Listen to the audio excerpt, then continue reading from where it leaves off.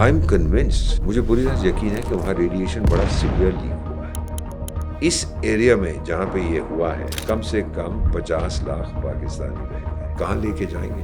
हवा चली दूसरी तरफ की, वो रेडिएशन के मेरे पंजाब में ना आ जाए। इसी वजह से यूएस ने इसमें एंट्री करी। पहले तो यूएस को इंटरेस्ट दिखा नहीं रहा था, दैट मेरा कोई इंटरेस्ट नहीं नहीं, वो कहते हैं कि यूएस के न्यूक्लियर वेपन है वो सही नहीं है। यूएसए और चाइना का क्या इंटरेस्ट है पाकिस्तान में? अमेरिका कहता है भाई देखो मेरे पास तो पैसे हैं, मैं अपने बच्चों को नहीं भेजूंगा मरने के। तो पाकिस्तान खड़ा होगा, जनाब मैं हूं ना, मैं आत्महत्या कर दूंगा। जो चाइनीज मेरे दोस्त हैं कहते हैं कि आप अगर ना होते भारत तो अभी तक तो हम एशिया को हड़प कर गए होते और हमें आपसे डर लगता है। इसीलिए हमने ये ईरान और टर्की का इंटरेस्ट पाकिस्तान में इसलिए है क्योंकि वो उससे न्यूक्लियर वेपन चाहता है। पाकिस्तान देगा नहीं। क्यों? क्योंकि एक और इस्लामिक देश के पास न्यूक्लियर वेपन हुआ, पाकिस्तान की अहमियत खत्म हो जाएगी। ये रिलीजन की वजह से बोलते हैं। अब चीन जो है वो नफरत करता है इस्लाम से। चाइनीज शराब पीते हैं और शराब पी के ठोकते हैं पाकिस्तानी सोल्जर्स को। पाकिस्तानी कुछ कर नहीं सकता। लोग पूछते हैं कि दैट क्या इंडिया और पाकिस्तान में फुल फ्लेजेड वॉर हो सकती है? पीओके वापस ले लिए, ठीक है, उसके बाद क्या? वो 20 लाख और मूल्य आपको चाहिए? कुछ भी रिटेलिएट करता है किसी भी तरीके से या वॉर होती है तो कौन से ऐसे हमारे पक्के दोस्त हैं जो हमारे साथ खड़े हो सकते हैं? रूस number 1। Y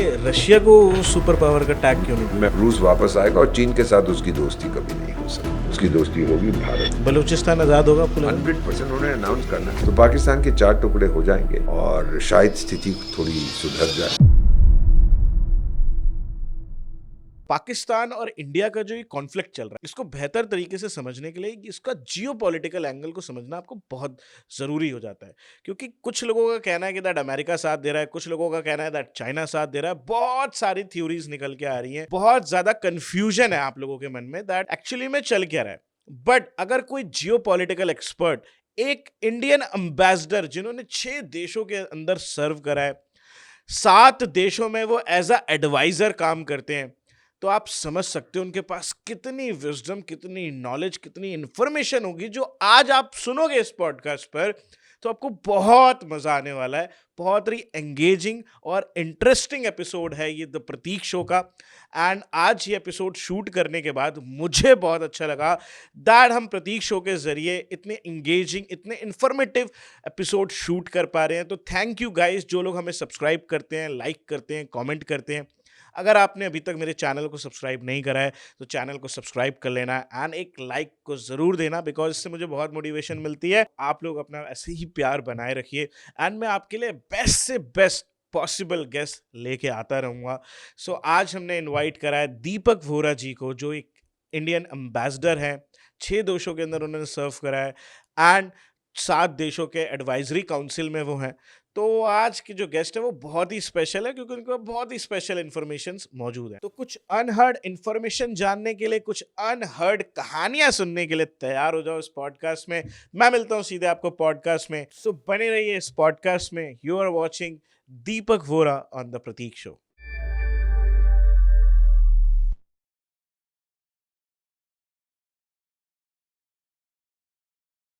Thank you first of all sir for coming to joining our show. Thank you for asking me. And it's our pleasure that to host you. And मैं चाहूँगा जो जियोपॉलिटिकली सर चल रहा है उस पर हम चर्चा करें और कुछ बेटर एनालिसिस दे पाएँ, बेटर ओवरव्यू दे पाएँ हमारी ऑडियंस को, बिकॉज ऑडियंस बहुत कुछ जानना चाहती है। बिकॉज जो मीडिया में सेंसेशनल न्यूज़ चल रही है सर, लोग जानना ये भी चाहते हैं that what is actually going on, क्या एक्चुअल फैक्ट्स हो सकते हैं, उनको नहीं पता। तो मैं चाहता हूँ आज आप अगर मेरे शो पर आए हो तो हम ऑडियंस को कुछ बेटर ओवरव्यू दे पाएँ जो अनफिल्टर्ड हो। बहुत बहुत धन्यवाद कि आपने मुझे अपने शो पे बुलाया है। आपका शो तो अब बहुत लोकप्रिय हो गया है, तो मुझे बहुत अच्छा लगता है। मेरा नाम दीपक वोरा है, मैं भारत का राजदूत हूँ और 3 अफ्रीकी देशों में विशेष सलाहकार भी हूँ और कारगिल और लेह में भी विशेष सलाहकार हूँ। तो कुल मिला के मेरे 5 पति हैं। तो मेरे दोस्त मुझे द्रौपदी के नाम से पुकारते हैं। अब मैं आपको बताता हूँ, हम ये प्रोग्राम आपके साथ मैं बातचीत रिकॉर्ड कर रहा हूँ 14 मई 2025 को। मुझे जो मेरा ग्रुप है उनमें से एक सवाल पूछा था। मेरे ग्रुप में रिटायर्ड जनरल्स भी हैं, बहुत से हैं। एक इजरायली जनरल जो इस समय रिटायर्ड है, अमेरिका में रहते, उन्होंने एक सवाल मुझसे पूछा कि एम्बेसडर जो 40 साल पहले हम नहीं कर पाए थे, क्या हमने उसको अभी किया? तो मैंने कहा व्हाट डू यू मीन? फिर उन्होंने मुझे बताया कि 40 इयर्स पहले कहा जाता है कि फैसला किया था कि भारत, इज़राइल और अमेरिका मिलके पाकिस्तान की वो कहूटा-फहूटा में जो वो करते थे हाँ, न्यूक्लियर थिंग उसको उड़ा देंगे। नहीं हुआ। सही है, गलत है मुझे नहीं पता। फिर उन्होंने कहा कि आपने अभी कुछ किया है?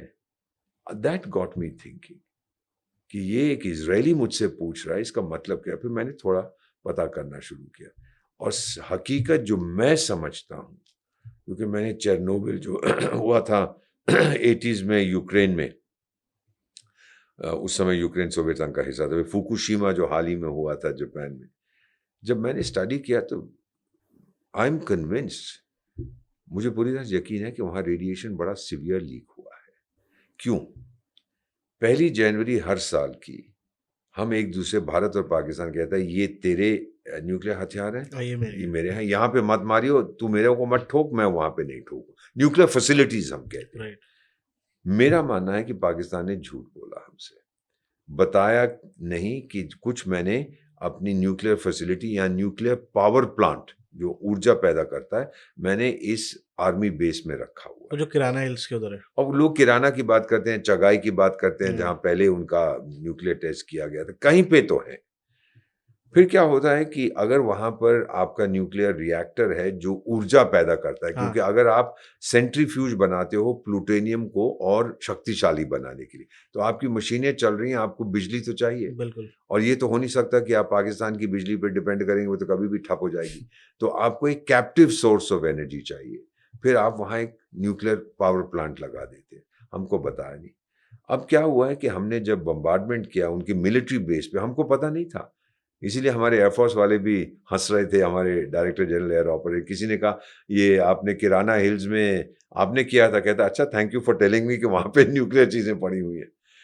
तो उसमें क्या हुआ है कि उसका जो न्यूक्लियर रिएक्टर होता है वो पिघलना शुरू हो जाता है। वो अच्छा। रिएक्टर की कूलिंग होती है पानी से, वो पानी बंद हो गया तो उसकी टोपी उड़ जाती है और फिर रेडिएशन आ जाता है। अब मेरे कुछ पाकिस्तानी फ्रेंड्स जो अब अमेरिका में रहते हैं, उन्होंने हमसे ये कहा कि मिस्टर एम्बेसडर इस एरिया में जहाँ पे ये हुआ है, कम से कम 50 लाख पाकिस्तानी रहते हैं। कहाँ लेके जाएंगे इनको? बिल्कुल। वेयर? और अगर रहेंगे उसी एरिया में हाई रेडियो एक्टिविटी, इसका मतलब कैंसर, कैंसर। और इसका मतलब है जो आपके बच्चे पैदा होंगे, अपंग पैदा होंगे। किसी का हाथ नहीं होगा, पैर नहीं होगा, आँख नहीं होगी। जापान में तो बहुत सालों तक नागासाकी, हिरोशिमा के ही चला था। सो अब वो इजिप्ट से वो बोरॉन बोरॉन तो मंगाया हाँ, उन्होंने उसके बोरॉन लिए। क्योंकि वो रेडिएशन को अब्ज़ॉर्ब करता है, अब्ज़ॉर्ब। नील नदी के दोनों को। ये सही है कि वो करता है। बोरॉन कार्बाइड कहते हैं क्या, उसको अब्ज़ॉर्ब कर रहा है। बट मंगवाए कुछ कई हद जगह। तक ही करता होगा सर, या कंप्लीट रेडिएशन तो नहीं, नहीं? नहीं, बहुत कम करता है। लेकिन रिएक्टर को ठंडा करने के लिए, क्योंकि जब मेल्टडाउन होता है तो गर्म हो जाता है रिएक्टर और रेडिएशन बाहर उसको ठंडा करने के लिए बोरॉन कार्बाइड का प्रयोग किया जाता है, रेते का प्रयोग। फुकुशिमा में भी यही किया था, लेकिन 100% सक्सेसफुल नहीं है। ओके। रेडिएशन वहां पर भी होती है।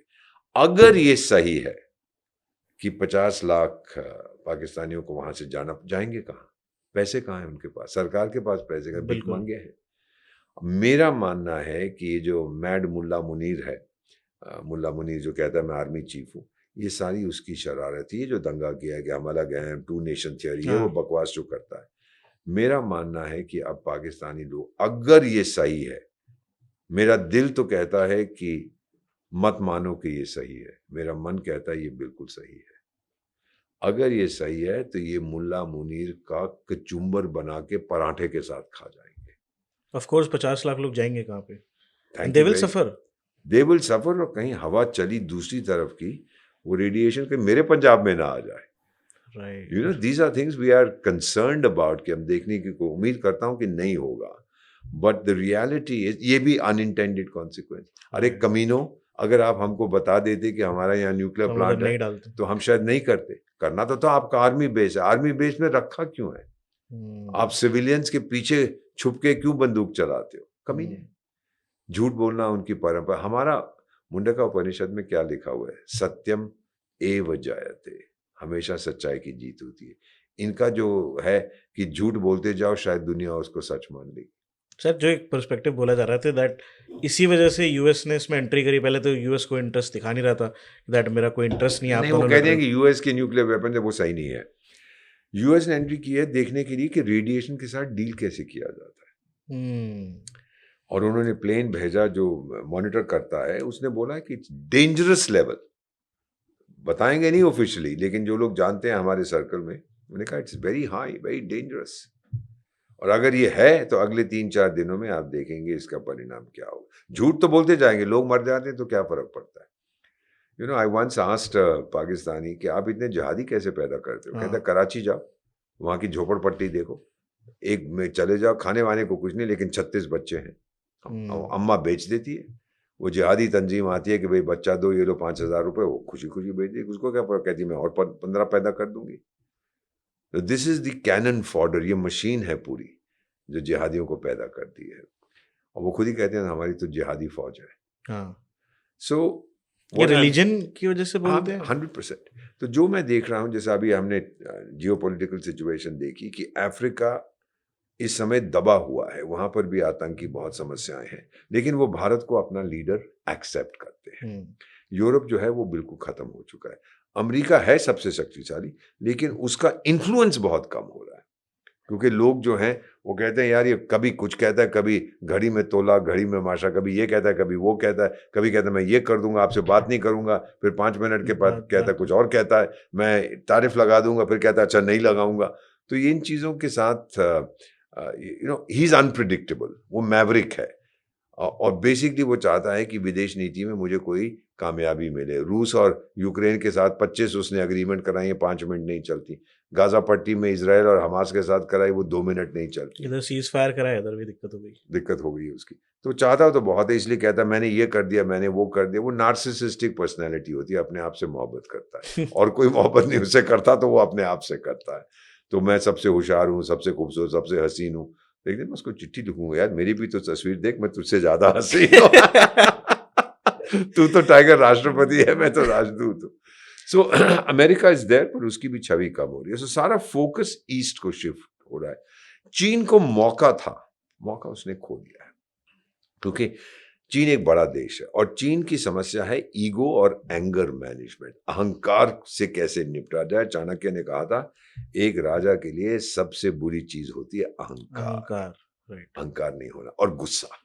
चीन की ये दोनों समस्याएं। मुझे याद है कि 10-15 साल हो गए, लाओस में एक मीटिंग चल रही थी। आसियान के जो देश है ना, जो साउथ ईस्ट एशिया के, तो चीन भी था, हम भी थे, ये भी थे। तो एक साउथ ईस्ट एशियन नेशन के विदेश मंत्री ने चीन के विदेश मंत्री, जो अभी भी है बेवकूफ सा, वो लगता है कि उसके पेट खराब है, हमेशा जब उसका चेहरा देखता हूँ, उससे कहा कि देखिए ये आप दक्षिण चाइना सी में क्यों ये इतनी नौटंकी कर रहे हो, हमें तंग क्यों कर रहे हो। तो ये पब्लिकली कहता है सुनो तेरा पिस्सू सा देश, ये चीनी बोल रहा है उसको, तेरा पिस्सू सा देश है, मैं हाथी हूं तू चूहा है, चुप करके बैठ जा। वो ऐसी चीजें नहीं कहते, अपने गुस्से को कंट्रोल करो, अपने अहंकार को कंट्रोल करो। चाइना ने तो खो दिया है वो मौका, ही इज आउट। अब बचता है भारत, सब मेरे पास आते।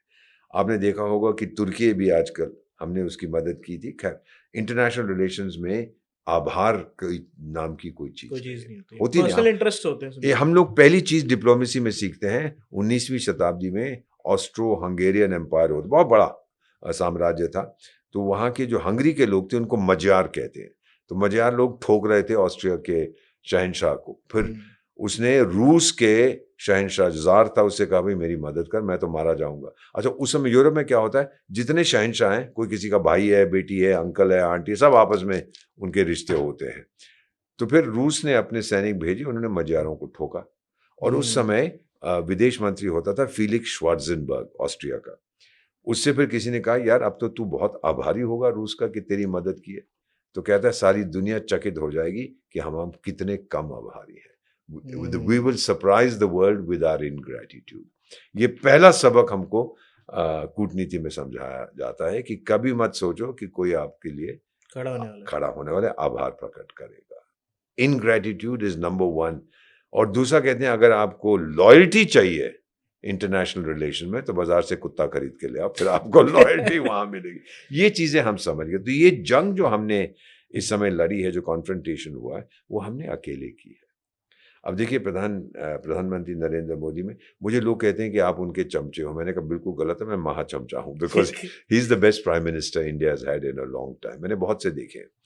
मेरा मानना यह है कि जब इन्होंने देश को संबोधित किया, इन्होंने क्या बोला था, एक बोला था कि ये नहीं बोला पाकिस्तानी आतंकी, उन्होंने बोला कि आतंक के फैलाने वालों को दुनिया के आखिर तक हम ढूंढेंगे हम्म, और मारेंगे। पाकिस्तान का नाम नहीं लिया। नहीं लिया। फिर जब देश को संबोधित किया, सिर्फ पाकिस्तान का नाम लिया। ये कर हम सबक, उनको सबक नहीं, हम टीचर तो है नहीं सबक सिखाने के लिए, लेकिन संदेश हमने क्लियर दे दिया। जब वो जो लगता है कोई बदमाश अपने आप को शरीफ कहता है मैं प्रधानमंत्री हूँ पाकिस्तान का, लगता है सारा वक्त चेहरे से रोने वाला है, किसी वक्त भी रो पड़ेगा। जब उसने भाषण दिया, कभी इधर देख रहा है कभी उधर देख रहा है, फौजी खड़े हुए थे ना उसके पीछे, तो उसने भी संबोधित किया, हाँ जी मैं धन्यवाद करता हूँ यूएई का, सऊदी अरेबिया का मैं धन्यवाद करता हूँ, अपने ड्राइवर का मैं धन्यवाद करता हूँ, अपने कुक का मैं धन्यवाद मुनीर का करता हूँ, इसका करता।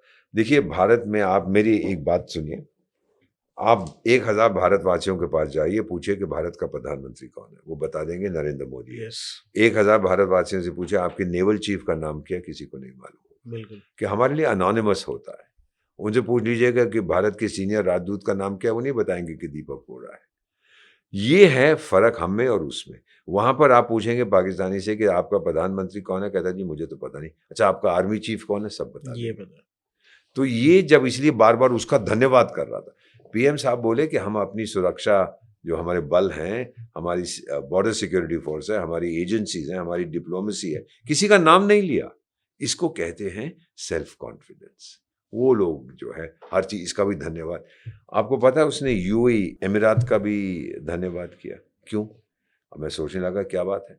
वहाँ पे एक बहुत बड़ा एयरपोर्ट है जिसको कहते हैं वो रहीम यार खान, आपने नाम सुना होगा, उसको नष्ट कर दिया था, मिलिट्री बेस भी है उसको। उसका नाम था शेख जायद बिन नाहन एयरपोर्ट। यूएई ने पैसे दिए थे। शेख अच्छा। जाहिद था उसका संस्थापक, वो यूएई का संस्थापक, उसने बनाई थी यूएई। उसने पैसे दिए थे ये एयरपोर्ट बनाने के लिए, तो उसके नाम पे रखा गया। तो तभी तो उसके प्रधानमंत्री बोले हम यूएई का बहुत आभारी, क्योंकि आभार पैसे कर, चाहिए ना आपको पैसे वापस चाहिए। बनाने के लिए। हमने तो तोड़ फोड़ दिया उसको, तो अब वो पैसे चाहता है कि उसको दोबारा बनाया जाए। तो ये फिर भिखमंगा देश है, दूसरों पर डिपेंड करता रहा है हमेशा से। हम डिपेंड करते हैं अपने आप पर, ये फर्क है। इसीलिए सारी दुनिया आज कहती है कि दुनिया ने क्या सबक सीखा इसे। एक होता है सर कॉम्प्रिहेंसिव नेशनल पावर, हम्म, एक उससे बड़ी चीज होती है कॉम्प्रिहेंसिव नेशनल विल पावर। वो राइट, भारत वो ने भारत के दिखाया पास है। है। हाँ, वो हमने अकेले दिखाया, अकेले खड़े होने की क्षमता। अकेले करने की क्षमता है। तुर्की वाले बकवास बड़ा करता है, वो आधा दरबान, अर्ध दरबान, क्या नाम है, अर्दोबान, ऐसा ही कुछ नाम है अजरबैजान। नहीं नहीं, टर्की वाला अर्दोबान, ऐसा ही कुछ बेवकूफ का नाम है। वो अपने आप को पाशा समझता है, टर्की का सुल्तान कहता है। अब देखिए हम लोगों की कूटनीति बड़ी सक्सेसफुल है, बड़ी सोच समझ के संयम के साथ बढ़ते। हमने एकदम नहीं बोला था तुम लोगों ने ड्रोन दिया, तुम बदमाश हो, चोर हो, डाकू हाँ, हो। ये अलग बात है कि जो ड्रोन कंपनी है तुर्की की, उनके ड्रोन की अच्छी क्वालिटी है, उस कंपनी का मालिक अर्द दरबान का बेटा है, तो वो तो धंधे के लिए सब कुछ करने को हाँ, तैयार है। वो इस्लाम गया अमृतसर के छोले खाने, उसको पैसा चाहिए।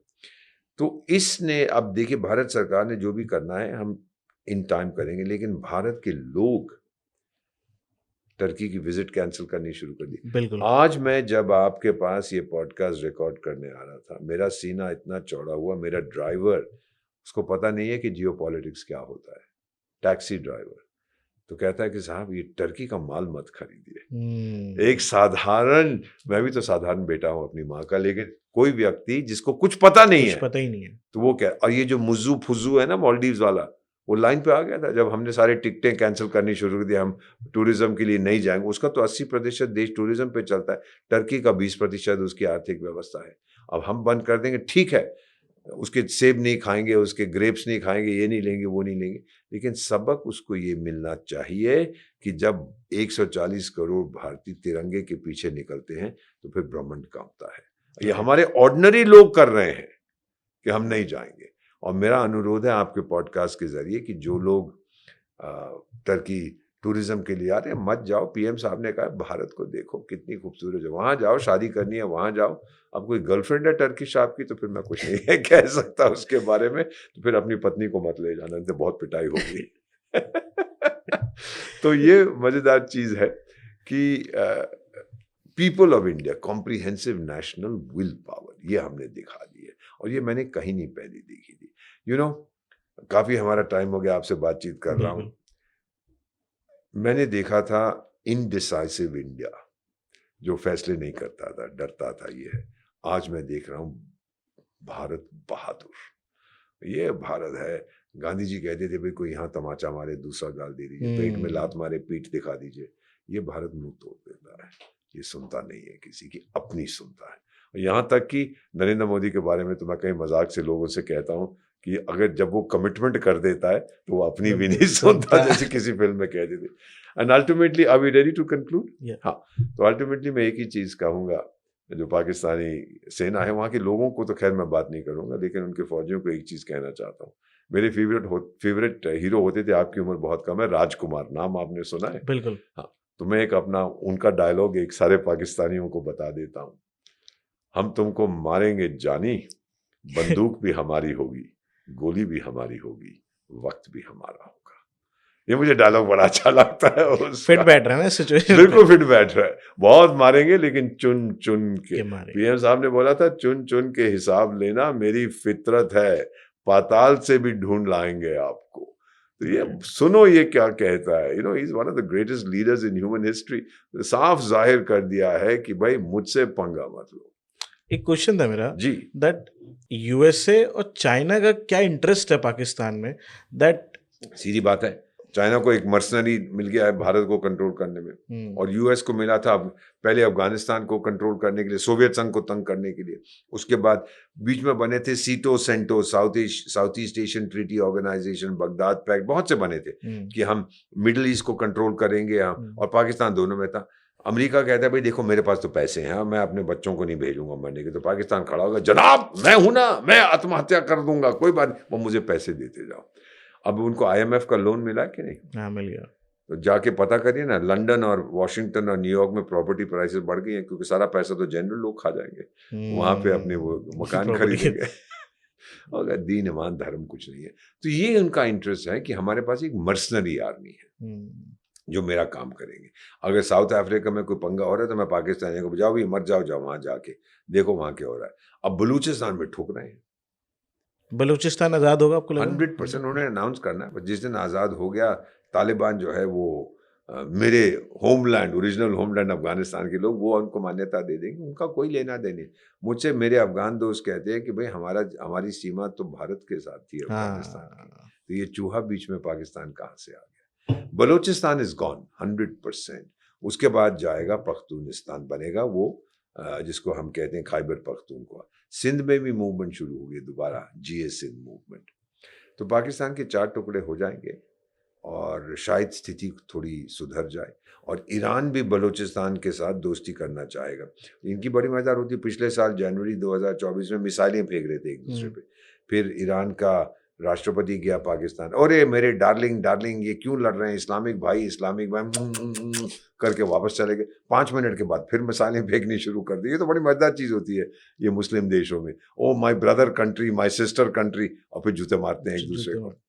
तो ये जो अब हम सिचुएशन देख रहे हैं, अगर एक स्टेबिलिटी कोई प्रोवाइड कर सकता है पूरे इंडो पैसिफिक एरिया में, वो भारत है, और कोई नहीं देख सकता। हमारे साथ हमारी दोस्ती सब लोग चाहते हैं, चाहे क्वाड हो, चाहे क्वाड प्लस हो, क्वाड माइनस हो, जो मर्जी हो, वो सब भारत की तरफ देखिए। और technology, military, diplomacy, education, social cohesion, leadership.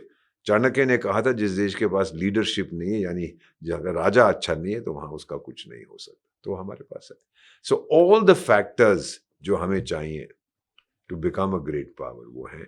और अल्टीमेटली बस एक मैं अपने दिल से आपसे कहना चाहता हूँ, मैं भारतीय इसलिए नहीं हूं कि मैं भारत में बसता हूँ, मैं भारतीय इसलिए हूं कि भारत मुझ में बसता है। क्या बात है, beautiful beautiful. That's why I am India lives in me and India will live. मैं चला जाऊंगा, फिर लौट के आऊंगा, वक्त आने पर खाक हो जाऊंगा मैं, इस माँ की गोद में सो जाऊंगा मैं, बजेगा ब्यूगल जब भारत का, फिर उठ के तैनात हो जाऊंगा मैं। I love my country. Bharat के अलावा मैं कुछ सोच भी नहीं सकता। सॉरी, भावुक हो जाता हूँ।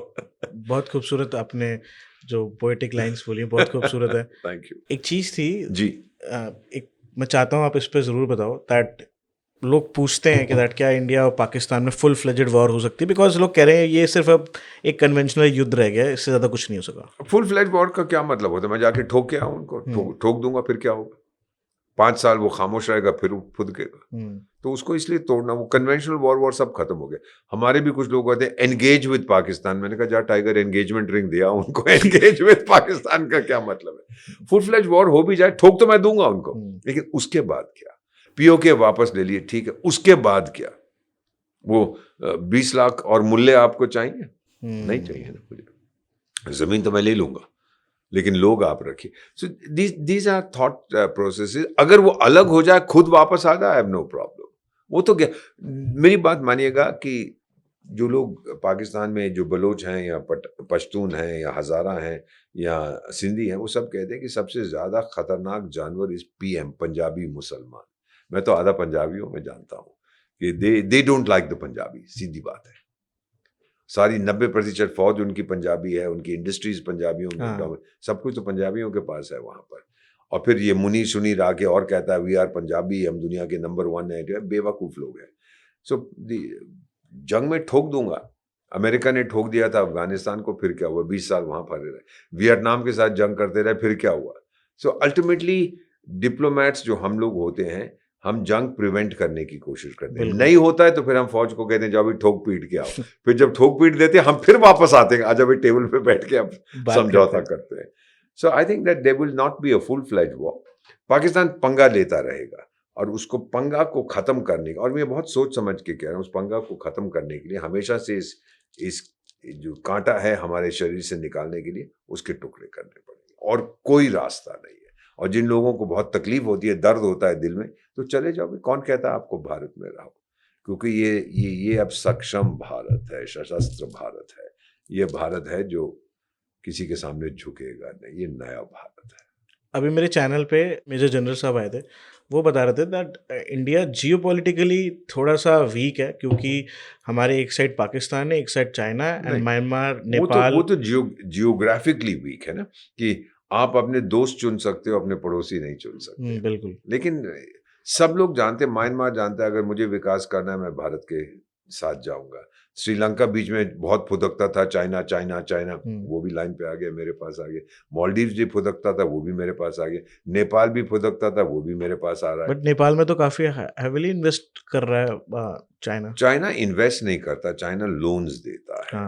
और जो लोन देता है, फिर वो डेट में फंसा लेता है। लेकिन करेगा क्या नेपाल में जाके?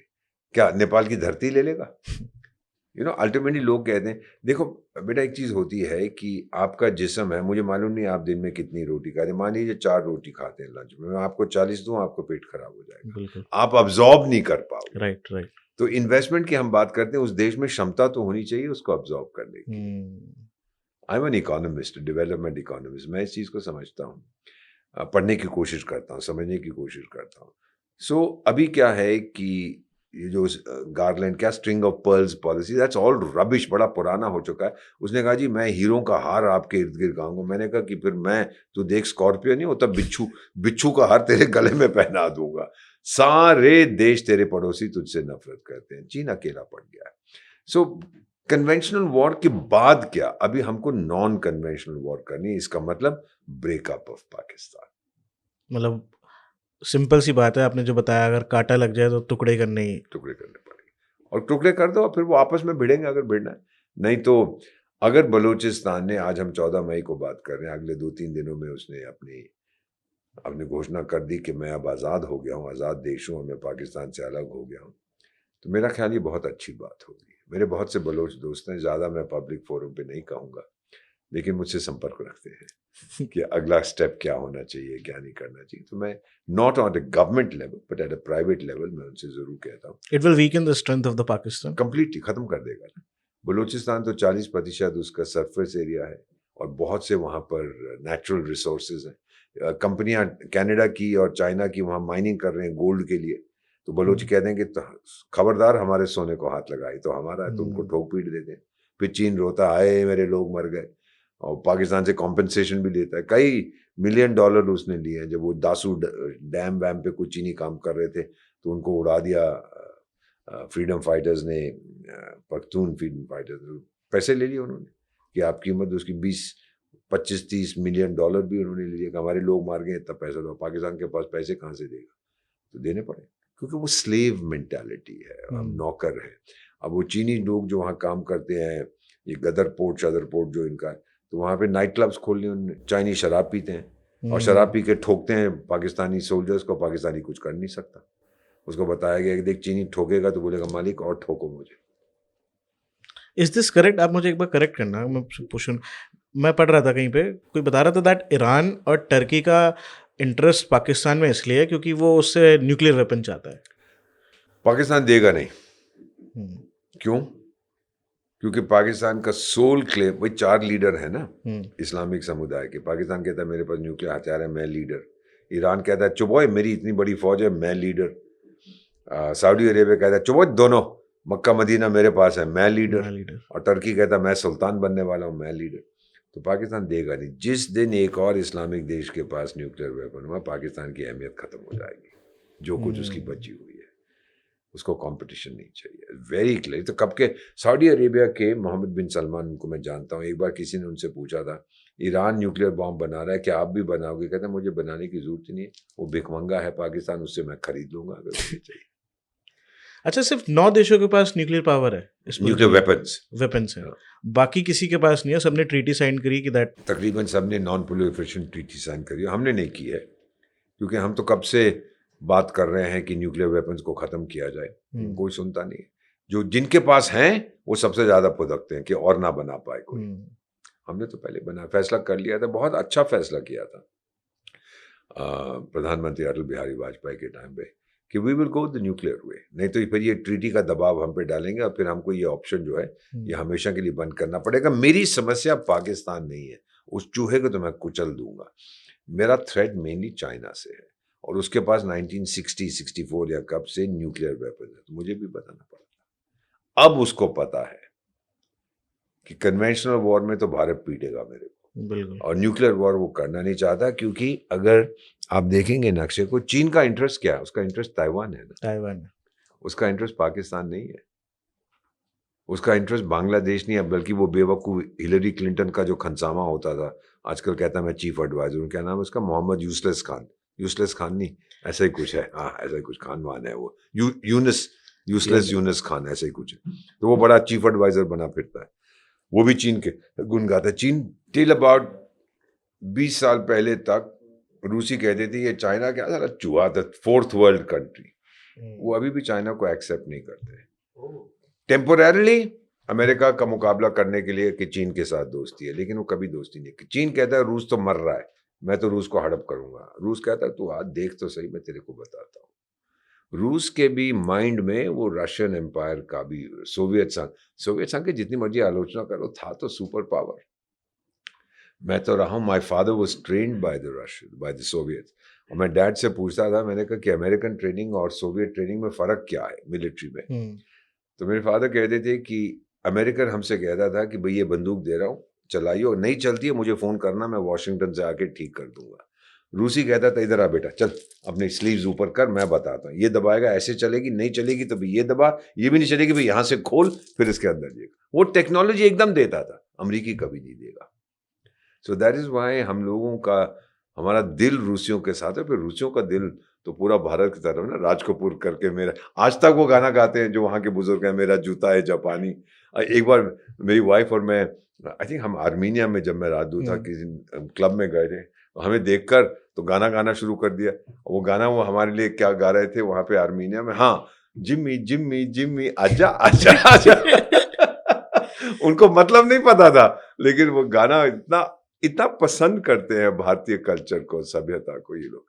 सो रूस के बारे में कुछ समय के लिए वो दबा हुआ है, क्योंकि अभी उसके ऊपर प्रतिबंध लगाए, सबसे ज्यादा प्रतिबंध सब लगा रहे हैं, लेकिन उसने प्रतिबंध के साथ निपट लिया। उसकी आर्थिक जो उसकी, वो जो था ना, एक बुढ़ा होता था प्रेसिडेंट अमेरिका का, जो बुढ़न नहीं, क्या नाम था उसका, बाइडन, हाँ। तो उसने बोला मैंने रूस के करेंसी रूबल को मैंने रबल बना दिया। अरे बेवकूफ आदमी है, रूबल और ज्यादा मजबूत हो गया, ये बेवकूफ है।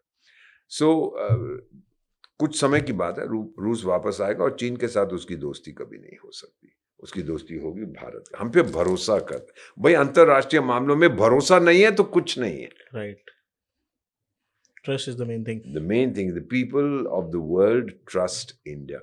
जॉर्जिया के एक, पहले वो थे सोवियत संघ के विदेश मंत्री एडुआर्डो शेवनार्डे, मेरे बहुत दोस्त थे, जॉर्जिया के राष्ट्रपति बने। जब मैं राजदूत था तो मैंने वहाँ क्रेडेंशियल्स अपने प्रेजेंट किए थे। तो उन्होंने मुझसे कहा था, कहते मिस्टर एम्बेसडर, जितने प्राणी हैं, जीव हैं, ह्यूमन बींग्स इस धरती पर, सबकी दो मातृभूमि होती है। मैंने कहा I don't understand mister president. कहता है एक जहां उसका जन्म होता है उसकी मदरलैंड है और दूसरा Bharat. What a beautiful thing to say कि सेकंड मदरलैंड पूरी दुनिया का ऑनरी भारत। सर, क्या ऑनरी है। बहुत मुझे अच्छा लगा जब उन्होंने ये बात की। वो गुजर गए, but he was a great guy, शेवनार्डे। तो ये ऐसी चीज ना, भारत की छवि आपको अब ये मॉर्निंग कंसल्ट अमेरिकन पेपर है, हर मेरा ख्याल हफ्ते में वो डिसाइड करते हैं कि दुनिया का सबसे लोकप्रिय लीडर कौन है। वो सर्वे करते हैं। मेरा ख्याल पिछले 3 साल से हर हफ्ते नरेंद्र मोदी। 3 साल से लगातार every week. I think he is the most loved and famous politician. अब तो दुनिया हमारे पास हुआ ही नहीं है। मैं तो मानता हूँ विष्णु का अवतार है।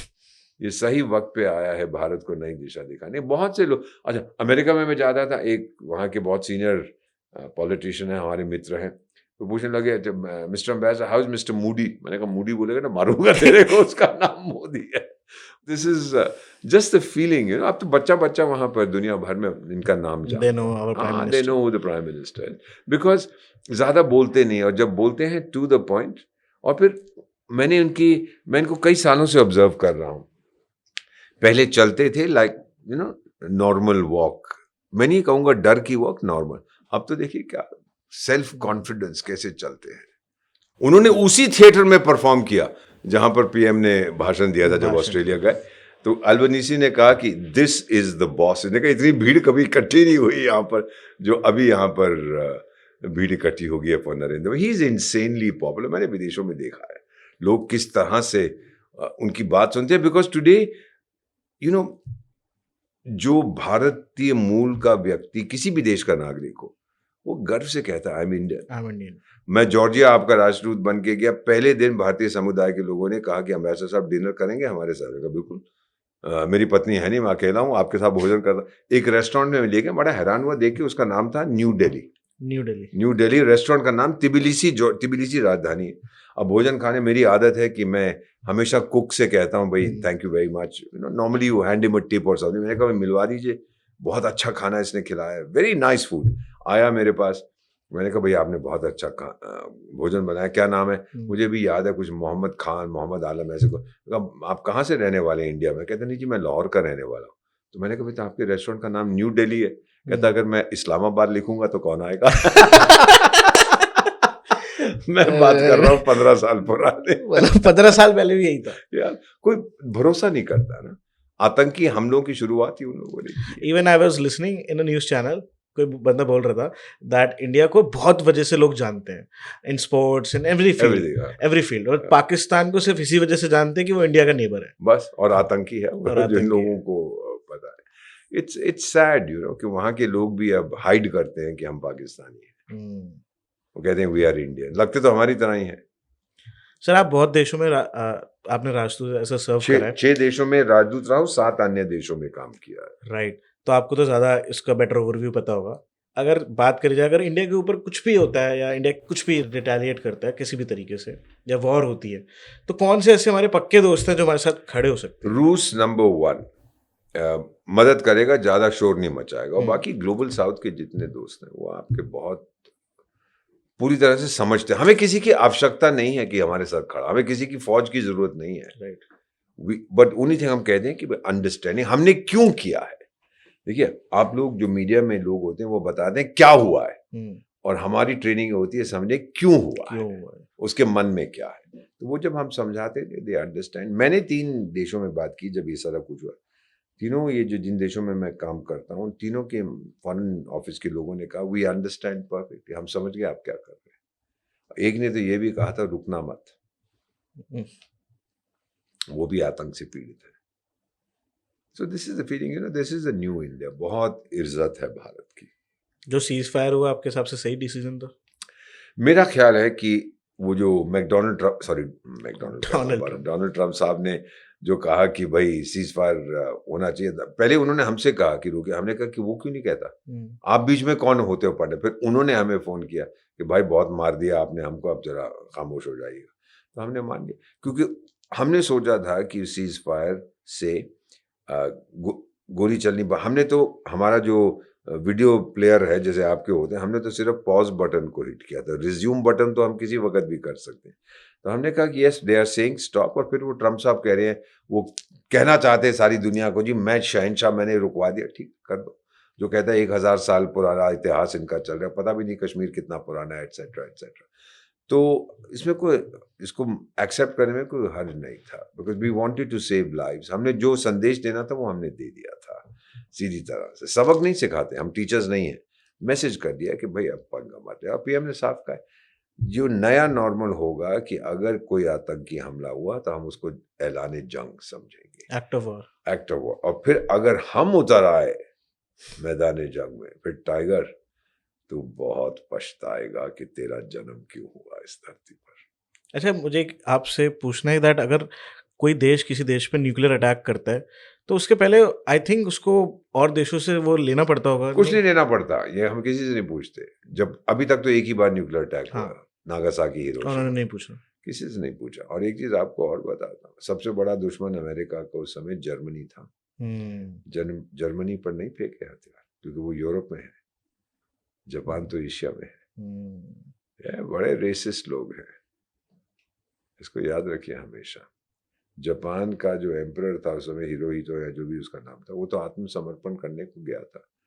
अमेरिका के जो कमांडर थे, बाद में उन्होंने लिखा था अपनी जिंदगी के अंत की तरफ कि वो तो आत्मसमर्पण करने आया था, लेकिन हमने फिर भी न्यूक्लियर बॉम्ब फेंका, टेस्ट करना चाहते थे। एज अ टेस्टिंग ग्राउंड उन्होंने यूज कर लिया। हमारे भी ब्रह्मोस इससे पहले तो कभी हमने कॉन्फ्लिक्ट सिचुएशन में यूज नहीं किया था ना, राइट। वो तो सिर्फ कंप्यूटर सिमुलेशन करते हैं। अब हमने जब टेस्ट किया तो performance is fantastic, I think ये भी इकोनॉमी को बढ़ाने में बहुत सपोर्ट करने वाला है। बहुत। अब तो हम मेजर आर्म्स एक्सपोर्टर बन जाएंगे। पीएम साहब ने कहा ये सारे कॉरिडोर, देखिए एक चीज मैं बताता हूँ, आदित्यनाथ, योगी आदित्यनाथ ने जब उद्घाटन किया वो फैसिलिटी का टू मेक ब्रह्मोस, तो वो अपने योगी के कपड़ों में, सैफ्रॉन में, जो साधु के कपड़े होते हैं, खड़े थे ना, बोल रहे थे, और फिर पीछे उनके ब्रह्मोस का एक पुतला था, हाथ रखा हुआ था। उस समय मुझे समझ आया, मेरे गुरुदेव बताते थे मुझे भारत के बारे में, तो मुझे कहते थे कि दीपक ये एक अनोखा देश है। योगी जी को देख के मैं समझा कि हम शास्त्रों की पूजा करते हैं, ब्रह्मोस को देख के समझ आया कि हम शस्त्रों की पूजा भी करते हैं। वाह। बहुत अनोखा देश है। मुझसे प्यार करोगे, मैं प्यार से प्यार का जवाब दूंगा, प्यार मिलेगा। पंगा लेने की कोशिश करोगे, मां कसम मिटा दूंगा। अब दुनिया हमारी बदल रही है। मैंने भारतीय विदेश सेवा में प्रवेश किया था 1973 में, तो मैं एक कोल्ड वॉरियर हूँ, श्वेत युद्ध जो समय चलता था वो सब देखा मैंने, दुनिया को बदलते हुए देखा है। मैंने देखा है सोवियत संघ को टूटते हुए। जब सोवियत संघ की स्थापना हुई थी 1917 में, तो कोई नहीं कह सकता था कि इतनी जल्दी वो टूट जाएगा, लेकिन टूट गया 1991 में। उस समय नेशनल डिफेंस कॉलेज करता था। उसके बाद मैंने देखा किस तरह से अमेरिका दुनिया के ऊपर छा गया था। सब लोग कहते थे कि America is the sole super power. एक सेनेटर होते थे वहाँ पे, उनका मैं नाम भूल गया हूँ क्योंकि मैं भी बुढ़ा हो गया हूँ, 74 साल की मेरी उम्र है, 52 साल हो गए हैं कूटनीति में। तो उन्होंने, वो कहते थे अमेरिका में अगर कोई समस्या हो, इमरजेंसी नंबर, भारत में तो 100 करते हैं, वहाँ 911 करते हैं। तो वो कहते थे जब सोवियत संघ टूटा कि अब दुनिया में किसी देश में भी समस्या हो तो वो 911 डायल करेंगे तो वो वॉशिंगटन में बजता है, यानी हम जगत चाचा हो गए हैं, किसी को कोई समस्या हो हमारे पास आओ। उसके बाद फिर 9/11 हुआ, तो वो पे हेकड़ी उनकी थोड़ी निकल गई कि 10 साल के अंदर सारी फूक निकल गई। और मेरे एक प्रोफेसर होते थे वहाँ पे, फ्रांसिस फुकुयामा, उन्होंने किताब भी लिखी थी, द एंड ऑफ हिस्ट्री, कि अब इतिहास खत्म हो गया है, अब अमेरिका हमेशा के लिए नंबर 1 रहेगा। फिर वो ओसामा सन ऑफ लाडेन ने 2-4 झापड़ मारे तो फिर ये लाइन पे आ गए। उसके बाद फिर हम क्या देखते हैं कि बीच में दंगा होता था, जंग होता था, डर था कि सोवियत संघ और यूनाइटेड स्टेट्स के बीच, और फिर छोटे मोटे जंग इधर उधर चलते रहते। 9/11 के बाद दुनिया का नंबर 1 दुश्मन पूरी दुनिया का इस्लाम बन गया।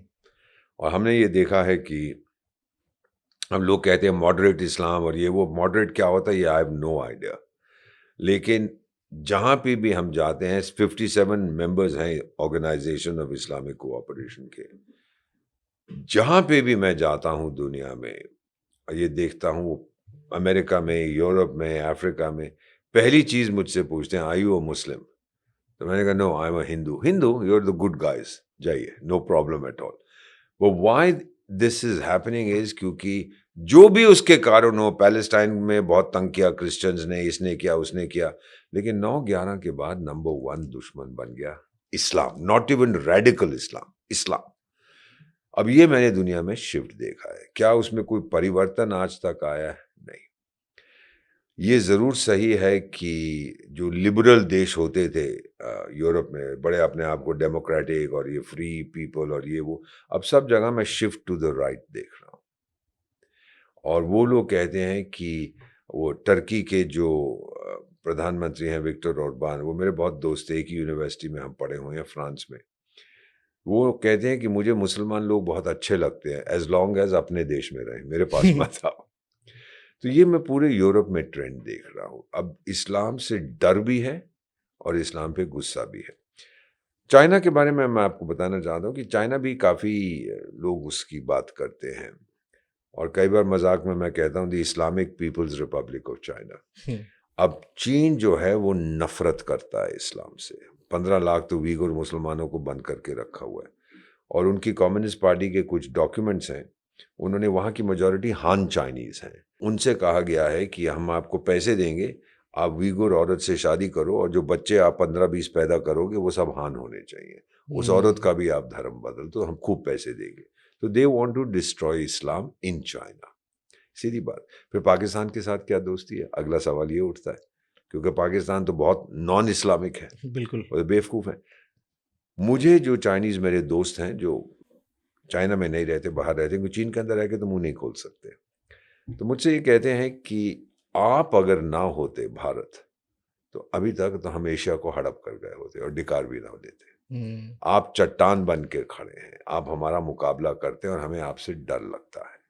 इसीलिए हमने ये एक पालतू रॉटवाइलर होता है कुत्ता, बड़ा खतरनाक, हाँ, उसको पाल रखा है, जिसका नाम है पाकिस्तान। उसको कहते हैं भौंक, तो वो भौं वों वों करता है आपकी तरफ। दूसरी तरफ जापान के लिए हमने नॉर्थ कोरिया को पाल रखा है, वो भी हमारा दूसरा रॉटवाइलर है। ये चीज़ें जब मैं देखता हूँ, फिर मैं कई चाइनीज़ से पूछता हूँ कि आप लोग, एक तो चीज़ हो गई, मान लिया कि आपको डर लगता है कि भारत आपका मुकाबला कर रहा है डट के, लेकिन आप भारतीयों से, सनातन धर्मियों से, इंडियन से आप लोग नाराज़ क्यों हैं? हुँ, कई बार मैंने लोगों से ये सवाल पूछे, किसी ने मेरे को सही जवाब नहीं दिया। फिर एक चाइनीज़ बुद्धिजीवी ने बताया, उसने कहा कि 19वीं शताब्दी में हमारे जो लोग थे चीन के, वो ओपियम, चरस का बहुत सेवन करते थे। इट वाज़ अ एपिडेमिक, एक बहुत बीमारी थी पूरे देश में। तो वहाँ पे लोग जो अच्छे खाते-पीते लोग थे, अपने घर में सब जगह एक ओपियम रूम बनाते थे। अच्छा सबके वो घर में होता था अपने ओपियम? घर में होता था और वो पाइप नहीं होती जो क्या क्या हुक्का, हाँ, हुक्के में वो ओपियम लेते थे। अच्छा। अब ब्रिटिश ईस्ट इंडिया कंपनी के जो नुमाइंदे थे, उन्होंने कहा यार ये तो बड़ा अच्छा तरीका है पैसा बनाने का। तो उन्होंने भारत के किसानों से कहा कि खाद्य पदार्थ बंद करो, ओपियम उगाओ। अच्छा। वो ओपियम फिर ये चीन को भेजते थे। उसका रिजल्ट क्या हुआ कि भारत के किसान जब भोजन नहीं बनाते थे, तो पहला फैमिन भारत में आया, राइट। क्योंकि भोजन नहीं था।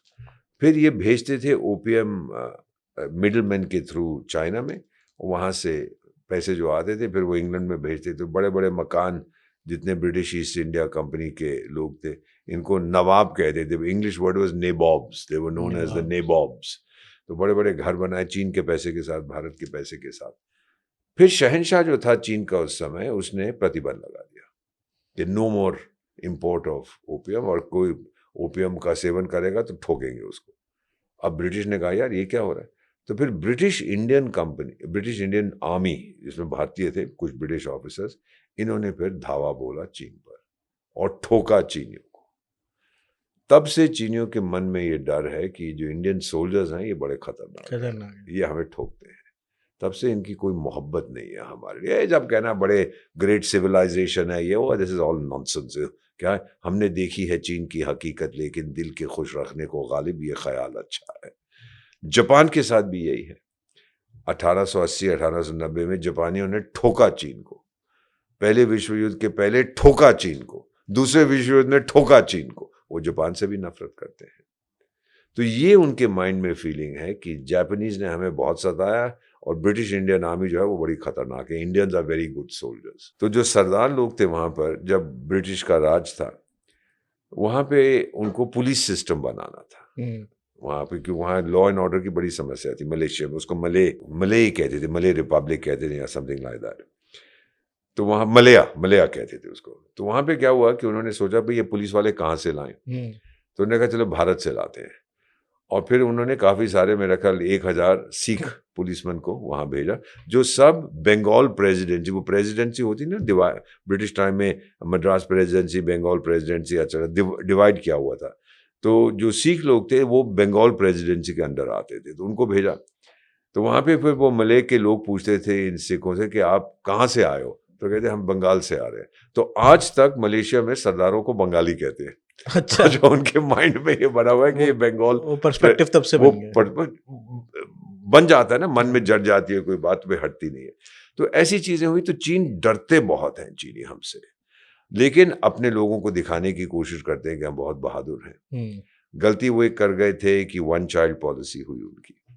कभी गलती अपनी मानेंगे नहीं ये लोग। 1 चाइल्ड पॉलिसी से क्या हुआ कि आज चीन की जो मीडियन एज है, मीडियन एज का मतलब आधी जनसंख्या उससे कम, आधी उससे ज्यादा, चीन की है 40 साल, हमारी है 29 साल। अब 40 साल जब आपकी मीडियन एज है, तो किस उम्र में फौज में भर्ती करोगे आप? 40 साल का क्या लड़ेगा? मैं तो 18, 19, 20 साल में अपने लोगों को भर्ती करता हूँ। इसीलिए वो मेरा मुकाबला नहीं कर सकते। अब वो ये समझ गए हैं गालवान के बाद कि भारत से हम पंगा नहीं ले सकते। तो फिर वो बड़ी बड़ी बातें करते हैं। जब वो अमेरिका का राष्ट्रपति दूसरा बेवकूफ़ है, मैकडोनल्ड ट्रम्प नहीं, डोनाल्ड ट्रम्प, डोनाल्ड हाँ ट्रम्प। वही डोनाल्ड ट्रम्प, उसने वो ट्रेड के मामले में चीन पे वो प्रतिबंध लगाया, वो क्या टैरिफ लगाया, उसको हम कहते हैं ना डोनाल्ड टैरिफ ट्रम्प। तो उसने, ट्रम्प अपने सामने टैरिफ लगा दिया, तो चीन बड़ा बौखला गया। तो फिर उनके राष्ट्रपति, भारत के राष्ट्रपति को चिट्ठी लिखते हैं कि हम दोनों को साथ होना चाहिए, हम बड़ी अच्छी सभ्यताएं हैं, और हाथी को और ड्रैगन को इकट्ठे होना चाहिए। वो हाथी तो एक जीता जाता जाता जानवर है भाई, सबने देखा है। ड्रैगन तो किसी के मन में है, कल्पना है, किसी ने देखा नहीं है। तो ये जब उसको लगा कि अब दबाव मुझ पे पड़ रहा है, तो भारत के पास आ गया, हम डार्लिंग डार्लिंग डार्लिंग। यार तू किसके, हम चाणक्य की संतान है, तेरे जिस्म में खून किस तरफ बहता है हमें वो भी मालूम है। तो ये चीजें हैं, अपने हैं बेवकूफ समझते हैं अपने आप को शातिर। So their military now is very weak. और कहने के लिए अलग बात है कि जी एक चीनी सोल्जर ने ऊपर गोली मारी और 50 हिंदुस्तानी मर गए, ये सब बकवास की बात है। वो पाकिस्तानी भी तो वही कहते हैं। 193 देश हैं संयुक्त राष्ट्र संघ के सदस्य, 100 से ज्यादा आतंक से पीड़ित हैं, और वो 100 से ज्यादा जो पीड़ित हैं, 90% इस्लामिक आतंक से पीड़ित हैं। और वो 90% जो पीड़ित हैं, उसमें से 100% जो आतंक है उसकी तार पाकिस्तान से जुड़ी हुई है। सो बेसिकली इस देश ने, पाकिस्तान ने, एक तो 9/11 हुआ, लेकिन उससे पहले पाकिस्तान ने इस्लाम का नाम बर्बाद कर दिया है। राइट। जब मैं स्कूल में था, कॉलेज में था, मेरे साथ कोई बैठा है, मुझे पता नहीं क्रिश्चियन है, यहूदी है, मुसलमान है, कभी हमने सोचा ही नहीं था। लेकिन इन लोगों ने वो 2 नेशन की कर करके, और ये जो बेवकूफ़ है, ये मैड मुल्ला मुनीर, मुल्ला ही है ना ये जो इनका, हाँ आजकल कहता तो है मैं आर्मी चीफ हूँ, पता नहीं है तो मुल्ला। वो वी आर क्या, we think differently, we eat differently. मैंने कहा भाषा तो तू मेरी बोल रहा है। ये क्या बकवास करता है, पागल है पागल, किसी मदरसा से पढ़ के आया। तो ये जो चीजें हम देख रहे हैं कि यही लोग इस्लाम को बर्बाद कर रहे हैं। और सूडान के राष्ट्रपति, जब मैं वहां से जा रहा था अपना टर्म खत्म करके, तो मुझसे कहते हैं कि अम्बेसडर साहब बहुत अच्छा लगा, उन्होंने उनका जो भारत रत्न का इक्विवेलेंट होता है मुझे दिया। मैंने कहा sir thank you very much mister president. तो कहने लगे देखो हमने बहुत कोशिश की दक्षिण सूडान को समझाने की, लेकिन वो मुसलमान बनने को तैयार नहीं थे। मैंने कहा सर सारी दुनिया को मुसलमान क्यों बनना है, उनका अपना धर्म है। कहते नहीं ये नहीं। तो मेरा ये मानना था कि प्रेसिडेंट बोला कि हमने बहुत कम इस्लाम का प्रयोग किया, इसलिए वो अलग हो रहे हैं। और पाकिस्तान में मेरा मानना है वो बहुत ज्यादा इस्लाम का प्रयोग कर रहे हैं, इसीलिए उसके कई हिस्से होने वाले। यू नो व्हाट डज दुनिया में आज क्या चाहिए, मैं बताता हूँ, क्योंकि मैं अफ्रीका में अक्सर जाता रहता हूँ। यूक्रेन और रूस के बीच में युद्ध चला, ठीक है, 3 चीजों की शॉर्टेज हो गई विकासशील देशों में, फूड, फ्यूल, फर्टिलाइजर। भोजन की कमी हुई, बहुत महंगा हो गया, एनर्जी तेल की कमी हुई, और फिर फर्टिलाइजर की कमी हुई। अब कई मेरे दोस्त अफ्रीका में, खासतौर से जो सदर्न अफ्रीका की साइड पे है, वो कहते हैं यार ये यूक्रेन है कहाँ पर? हम्म। तो मैंने कहा क्यों पूछो? कहते हैं यार हम लोग क्यों सफ़र कर रहे हैं? आपस में वो भिड़ रहे हैं, तो हमारे यहाँ महँगाई क्यों हो रही है? हाँ। ये बड़ा अच्छा उनका एक क्वेश्चन है, उसका कोई जवाब नहीं है कि भाई ये क्यों हो रहा है? जबकि हमारा और पाकिस्तान के बीच में हाल ही में जो हुआ है, किसी पे उसका और असर नहीं नहीं पड़ा है। पड़ेगा। क्योंकि हमने कुछ किया ही नहीं है ऐसी चीज़ कि हम रोक सकें। वैसे भी पाकिस्तान तो ना कुछ बेचता है, भिखमंगे हैं। हम लोग जो एक्सपोर्ट करते हैं, हमारे एक्सपोर्ट पे इसका कोई फ़र्क नहीं पड़ेगा, हम तो चलते जा रहे हैं। लेकिन यूक्रेन रूस के युद्ध से फ़र्क पड़ा। तो फिर क्या हुआ, एक ग्लोबल साउथ मूवमेंट मैंने देखा है। ये पिछले 10 साल में आया है। ग्लोबल साउथ का मतलब होता है विकासशील देश। हम्म। 120 इसके सदस्य हैं। हर साल prime minister Narendra Modi virtual meeting करते हैं उनकी और उनसे पूछते हैं कि बताइए आपकी क्या समस्याएं। वो सब हमसे, जब मैं भी उनकी मीटिंग्स में जाता, एक ही चीज़ मुझसे कहते हैं कि हमारी समस्याएं, बेसिकली हमारी प्रॉब्लम यूरोप है। वो भाषण देते हैं, हमारी बात नहीं सुनते। कहते एक देश है जो हमारी बात सुनता है, हमारा नेता, हम उसको जी जान से मानते हैं, उस देश का नाम भारत है। इंडिया। इंडिया। और 6 फुट 2 इंच का मेरा कद है। जब मैं ऐसी बातें सुनता हूँ तो 6 फुट 8 इंच का हो जाता हूँ। बहुत अच्छा लगता है। कहते हैं यू अंडरस्टैंड अस, क्योंकि आप जिस स्थिति में आप 50 साल पहले थे, आज हम वहाँ पर हैं, हम आपकी तरह होना चाहते हैं। ये बहुत अहम बात है। कोई जो वहाँ के बुद्धिजीवी है वो समझते हैं कि राइट। हमारे लिए रोल मॉडल अफ्रीका, पूरे अफ्रीका की बात कर रहा हूँ।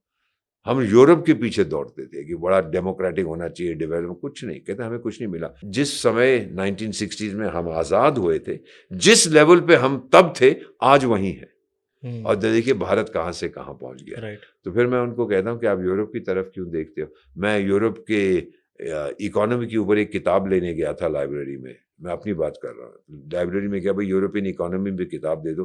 तो लाइब्रेरियन कहती है हिस्ट्री सेक्शन में जाके देख लो अगर कुछ मिल जाएगा। मॉडर्न इकोनॉमी तो कुछ है नहीं। तो मैं अफ्रीकी फ्रेंड्स को यही कहता हूँ, एक बॉलीवुड को, मुझे बॉलीवुड के गाने बहुत अच्छे लगते हैं, तो उनको गाना एक सुना के कहता हूँ, तेरा ध्यान किधर है, तेरा हीरो इधर है, तू भारत की तरफ देख। सो ये शिफ्ट जो मैं परसेप्टेबल देख रहा हूँ, यूरोप को अब, यूरोप का वजन बिल्कुल खत्म हो रहा है। अमेरिका का बहुत ज्यादा है क्योंकि इस समय वो एक ही सुपर पावर है। इकोनॉमी उसकी बड़ी, बहुत बड़ी है, ये नहीं कहूंगा स्ट्रांग है। क्वेश्चन है सर मेरा। जी जी। जैसे अमेरिका को सुपर पावर बोला जाता है, वाई रशिया को सुपर पावर का टैग क्यों नहीं दिया मैं जाता? बताता हूँ। सुपर पावर का शब्द पहले यूज किया गया था, उस राइटर का मैं नाम भूल रहा हूँ, 1944 में। वो भी मेरे प्रोफेसर थे जब मैं उनकी लेक्चर सुनता था। विलियम लोमड़ी, लोमड़ी नहीं, विलियम फॉक्स, मैं प्यार से उनको विलियम लोमड़ी कहता था। पहली बार उन्होंने 1944 में इस फ्रेज का इस्तेमाल किया, सुपर पावर। और उन्होंने लिखा था कि 3 सुपर पावर हैं, यूनाइटेड स्टेट्स, सोवियत संघ और ग्रेट ब्रिटेन। ग्रेट क्योंकि ग्रेट ब्रिटेन उस समय तक तो बड़ा काफी था। शक्तिशाली था। अब सोवियत संघ तो यमराज की ट्रेन में बैठ के चला गया। ग्रेट ब्रिटेन, जो आजकल लिटिल ब्रिटेन है, वो जाने वाला है। तो बचा सिर्फ अमेरिका। लेकिन मजेदार चीज ये थी, जिन्होंने अपनी एक पुस्तक साइन करके मेरे को दी थी, कोई अफ्रीकी राष्ट्रपति मुझसे ले गया तो कमीने ने वापस भी नहीं किया। अब वो आउट ऑफ प्रिंट है, मुझे मिलेगी नहीं। उन्होंने कुछ चीजें कही थी जो मेरे मन में बड़ी, अभी तक मैं उनको स्पष्ट रूप से याद करता हूँ। उन्होंने कहा था कि अगर किसी देश को सुपर पावर बनना है, अब आप सहमत हैं उनके साथ, नहीं सहमत है वो अलग बात है, सबसे पहले उस देश को चाहिए एक जनसंख्या, पॉपुलेशन होनी चाहिए।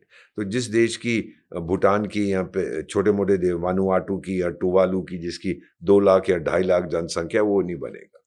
दूसरा आपको चाहिए स्मार्ट डिप्लोमेसी।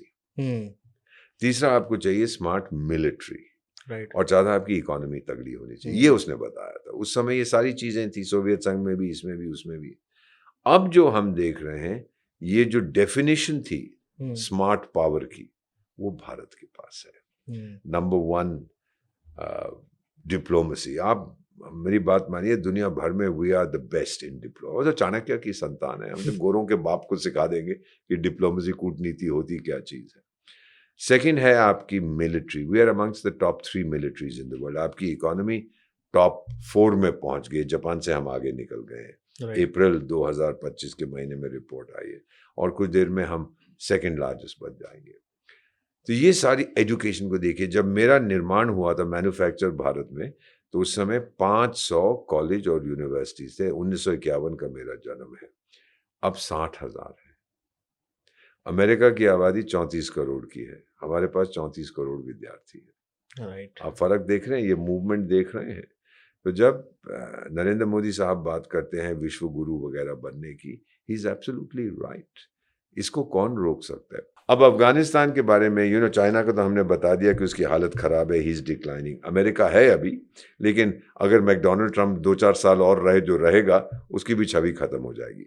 रूस का नंबर 1, उसको सुपर पावर नहीं कहती, इकोनॉमिक स्ट्रेंथ नहीं है अभी उसके पास। मिलिट्री स्ट्रेंथ उसकी आ रही है, लेकिन आर्थिक व्यवस्था उसकी अपनी इतनी नहीं, और पॉपुलेशन उसकी डिक्लाइन कर रही है। मजेदार चीज देखिए, यूरोप की, अगर अमेरिका को आप निकाल दें बाहर, तो यूरोप की टोटल आबादी नेटो देशों की कोई है 650 मिलियन, 65 करोड़ की आबादी है। अब 65 करोड़ यूरोपियन 34 करोड़ अमेरिकन से कहते हैं कि हमें 15 करोड़ रूसियों से बचाओ। ऐसा क्यों? पॉपुलेशन की बात कर रहा हूँ, क्योंकि Okay. यूरोप तो नपुंसक है, लड़ना मरना तो आता नहीं है उनको। तो वो तो लास्ट जब जंग लड़े थे, किसी को याद ही नहीं है कब लड़े थे। और जब उसकी उनके मिलिट्री को देखो, इतने रिबन लगाता है कि उसके वजन से ही गिर जाता है, ये मेडल लगाता है, ये मेडल, बेवकूफ लोग हैं। सो अमेरिका के समर्थन के बिना रूस तो खा जाता है इनको। सोवियत संघ, देखिए, नेटो बना था क्योंकि लोगों को डर था कि सोवियत संघ निगल जाएगा यूरोप को। ठीक है, ये नॉर्थ अटलांटिक ट्रीटी ऑर्गेनाइजेशन है, ये यूरोपियन ट्रीटी ऑर्गेनाइजेशन नहीं है। अमेरिका ही एकमात्र देश है, बाद में कनाडा भी शामिल हुआ, जो यूरोप का मेंबर नहीं है, जो यूरोपियन नहीं है। राइट। जबकि सोवियत संघ तो यूरोपियन है, वो तो हाँ, साथ खड़ा था। तो बिल्कुल। नेटो बनाया गया कि सोवियत संघ को, हम नहीं चाहते कि ये कम्युनिज्म को और वहां पर फैलाए। लेकिन आज का रूस, पुराना सोवियत संघ, क्या वो यूरोप को हड़प करना चाहता है? टेरिटरी, आपको जमीन की भूख होती है जैसे चीन को है, जब आपको प्राकृतिक साधन चाहिए। चीन को पानी चाहिए, आबादी बहुत है, उसके सारी जो इंडस्ट्री है वो उसके नॉर्दर्न पार्ट में, साउथ में कुछ नहीं, और फिर उसकी इंडस्ट्री ईस्ट कोस्ट पे है, उसके पूर्वी तट पर, जहाँ पर जापान भी है, ऑस्ट्रेलिया भी है, जहाँ पर ताइवान भी है, जहाँ पर वियतनाम भी। जिस दिन उन्होंने चाहा तो वो पूरा बंद कर देंगे ईस्ट कोस्ट, और चीन मर जाएगा। तो इसीलिए वो गदर सदर पोर्ट बना रहा है पाकिस्तान के थ्रू, कि मुझे अरेबियन महासागर तक का मिले। वो भी बेवकूफ़ी है, क्योंकि बलोचिस्तान के थ्रू जाता है। बलोच तो नफरत करते हैं चीनियों के साथ। सो अभी जो हम सिचुएशन ये देख रहे हैं कि चीन घिरा हुआ है सब तरफ से, 19 उसके पड़ोसी हैं, सबके साथ उसके संबंध बड़े खराब हैं। रूस मिलिटरीली वापस आ रहा है, लेकिन उसकी पॉपुलेशन घट रही है, वो बच्चे नहीं पैदा करते। तो पुतिन साहब ने ऐलान किया कि मैं $10,000 दूंगा, जो माँ 2 से ज़्यादा बच्चे पैदा करेगी उनको देंगे। उनकी पॉपुलेशन डिक्लाइन कर रही है। अच्छा, उधर ये चल रहा है? चल रहा है, और जापान की भी डिक्लाइन कर दी।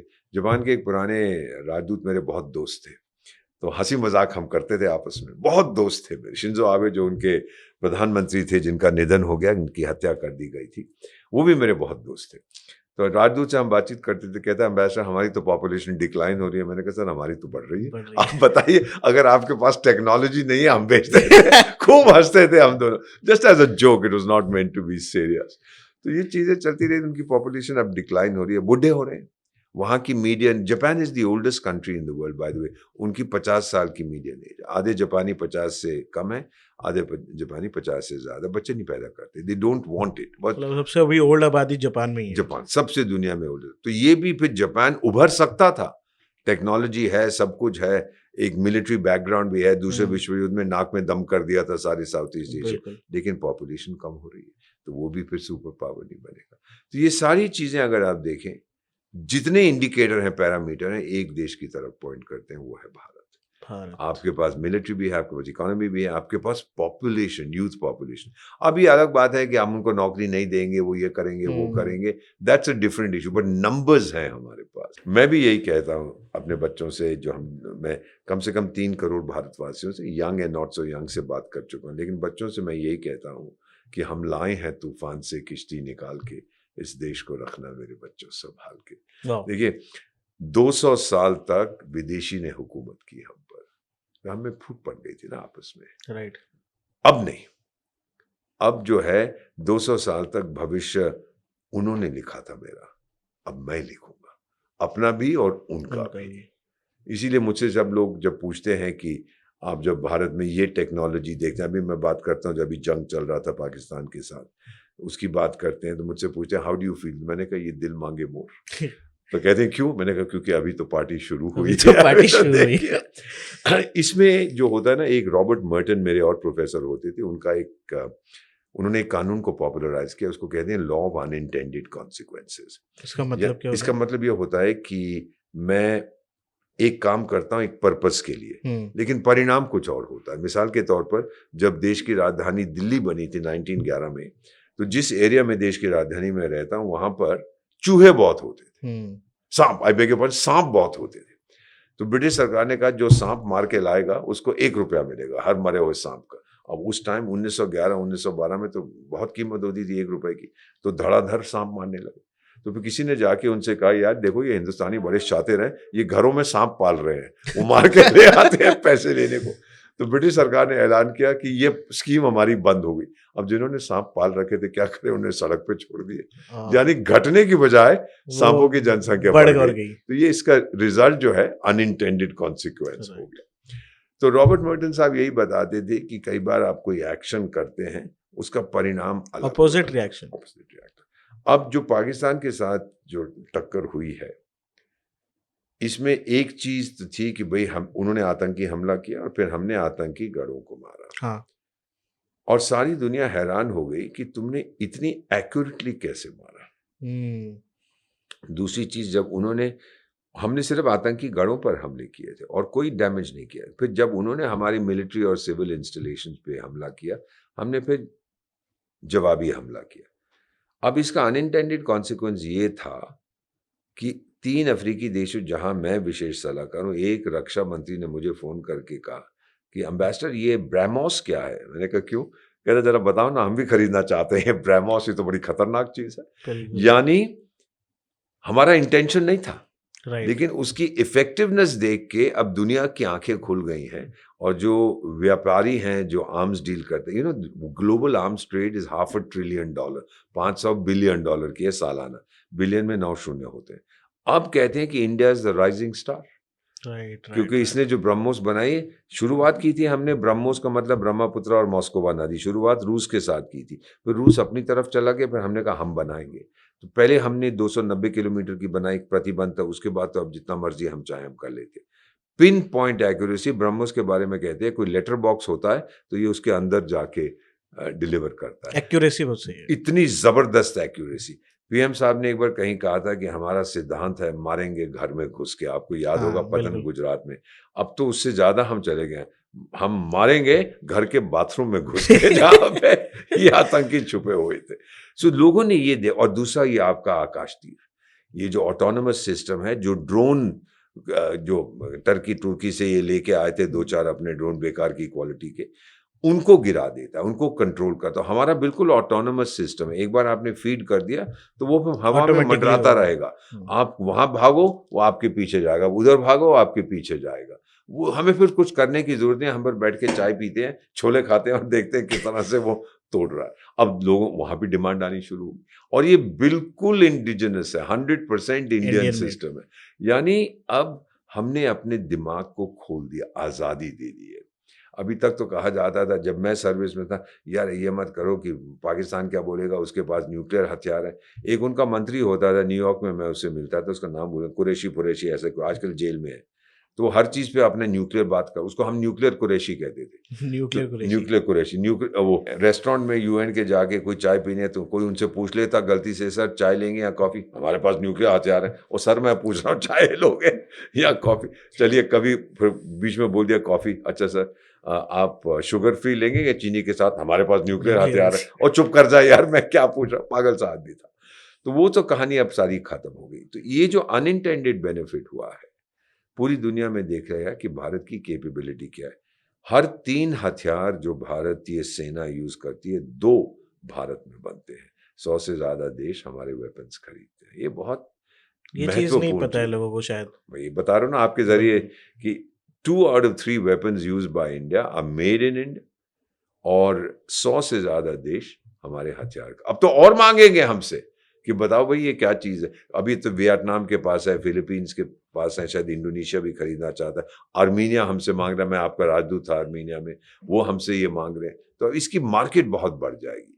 तो चाइना को डर लगेगा क्योंकि अब उसकी मार्केट कम हो जाएगी, क्योंकि जो उसने हथियार पाकिस्तान को दिए थे वो तो मेरा ख्याल कबाड़ी वाला भी लेने से इनकार कर रहा है कि भाई ये तो बिल्कुल सब खत्म हो गए, फुस हो गए। और हमारे जो बड़े इफेक्टिव थे, यहाँ तक कि जिस तरह से हमने मारा उनको, वो खुद हैरान हो गए। पाकिस्तानी कहते हैं उनके, मैंने चैटर जो सोशल मीडिया पे होती है सुना कि वो कह रहे हैं हमारी एयरफोर्स कहाँ है, हम तो बड़ी बड़ी डिंगड़े मारते थे कि हम ये कर देंगे वो कर देंगे, कहाँ छुपे हुए हैं हमारे लोग। It's very amazing sir, we value your wisdom. क्या मतलब मैं तो एक साधारण बेटा हूँ माँ भारती का, but the kind of knowledge, the kind of information you have, that is superly amazing. And would love to re-invite you for, I think for the 10 episodes, because रुको ये धमकी दे रहे हो या इनविटेशन दे रहे हो? it's a humble request to you. अरे 100% मेरा वादा है, और मैं जब मैं कमिटमेंट करता हूँ फिर मैं अपनी में आऊंगा। एक कोई पाकिस्तानी चैनल पर, पाकिस्तानी अमेरिकन चैनल था, एक पाकिस्तानी महिला भी थी, तो बड़ी गुस्से में थी, और मैं तो कभी नाराज होता नहीं, तो शांति से बात कर रहा था, तो मुझे कहती आजा एम्बेसडर मैं दिखाती हूँ आजा। मैंने कहा रुकिए, ये इनविटेशन दे रही है आजा तो मैं नहीं आऊंगा, तो मेरी एक पत्नी है 48 साल, अगर धमकी दे रही है तो पठान जरूर आएगा, ये बता क्या है? उसका इतना सा मुंह हो गया, सारे हंस पड़े लोग जो सुन रहे थे। Is that a threat or an invitation? Invitation है तो नहीं आता, I am loyal to my wife. धमकी दी है तो फिर अपनी पत्नी की इजाजत लेके ठोकने आऊंगा आपको। चुप हो गए, पागल लोग हैं, कुछ पता नहीं है हाउ टू डील। क्या है, हम लोग चाणक्य की संतान है, तेरे बाप को हम कूटनीति सिखा देंगे? कौन होते हो आप लोग हमारे सामने? हमने अपनी ताकत समझ ली है, we have recognised our strength. अपने बारे में मैं बता देता हूँ कि मेरा परिवार, मैं एक जॉइंट वेंचर हूँ।